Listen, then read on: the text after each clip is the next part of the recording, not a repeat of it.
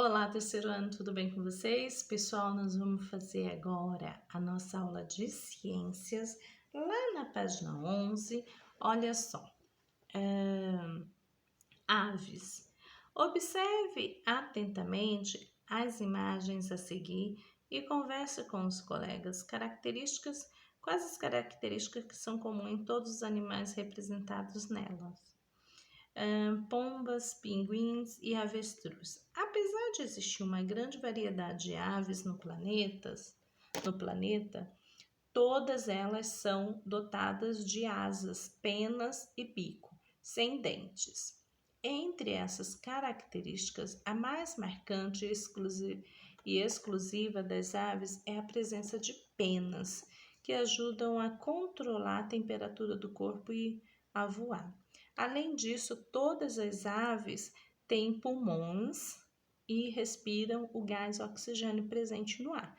Elas são bem adaptadas ao ambiente terrestre, mas também existem espécies aquáticas que vivem próximos ao lagos, rios ou ambientes marinhos. A maioria das aves, pessoal, é capaz de voar como os pombos, gaviões, as garças, e as asas e as penas que revestem seu corpo ajudam esse processo, ok? Olha só, os pinguins e as emas, as avestruzes e as seriemas são exemplos de aves que não voam. Há também espécies como as galinhas, que usam as asas eventualmente para voos bem curtinhos. A maioria das aves consegue utilizar as asas para voar. Os pinguins têm asas e penas, mas não voam. Na terra, eles só deslocam caminhando. Na água, são excelentes nadadores. As galinhas locomovem-se caminhando sobre o solo e às vezes dão um pequeno voo, ok? Pessoal, indo lá para a página 12, olha só. Aí aqui atrás nós vamos ter alimentação das aves. Geralmente esta está relacionado ao formato do seu bico. Observe, o bico fino e alongado do beija-flor permite que ele alimenta-se de néctares das flores. As aves que se alimentam de frutos ou sementes duras geralmente têm um bico forte e de base longa. As aves carnívoras têm bico forte, curvado, em forma de gancho. Assim conseguem rasgar e cortar a carne das suas presas. E aí nós vamos lá embaixo, nós vamos entrar em mamíferos. Então nós falamos de aves, agora nós vamos falar de mamíferos. No grupo dos mamíferos estão incluídos os animais cujos filhotes se alimentam de leite produzido pelo corpo da mãe, ou seja, animais que mamam após algum tempo, os filhotes começam a se alimentar, como o adulto, que podem ser herbívoro, carnívoro, onívoro e detritívoro, ok?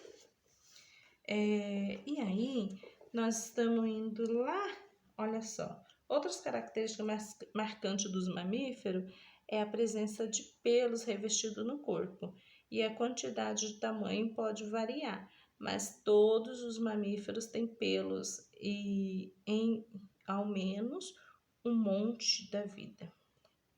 Olha só, na página 13, os mamíferos podem habitar em ambientes aquáticos, terrestres, como todos os mamíferos respiram por meio de pulmões. Os que vivem na água precisam subir à superfície de tempo em tempo para respirar. É o caso das baleias e dos golfinhos. Quanto à locomoção, os mamíferos podem caminhar, correr, nadar e até mesmo voar, como o caso do morcego, olha só, o único mamífero que tem asa e são capazes de voar. Agora vamos conhecer alguns grupos de animais bastante numerosos e diversificados quanto à forma do corpo e tamanho e alimentação e a locomoção. Ó, poríferos. Os poríferos são animais aquáticos que têm o corpo cheio de poros, pequenas aberturas. Existem espécies de água doce, mas a maioria dos poríferos vivem em águas salgadas, tá bom? Eles não têm capacidade de se locomover, vivem fixos sobre a rocha, lá no fundo do mar ou dos rios. Os principais representantes desse grupo são as esponjas. E tem também os secundários. Olha só, os secundários também são animais aquáticos e a maioria vive em ambientes marinhos. O formato do corpo, tamanho e as cores podem ser variáveis. Como exemplo, podemos citar a água-viva, as anêmonas, os corais. Alguns cnidários vivem fixo no fundo do mar e sobre as rochas. Outros, como a água-viva, são capazes de nadar livremente. Olha só, então nós temos aqui o coral, a esponja do mar e a água-viva, olha. Ok, pessoal? Indo lá, gente, para a página 13, olha só, nós temos também alguns animais diferentes que a gente vai falar na próxima aula, tá bom? Um beijo para vocês e até a próxima aula.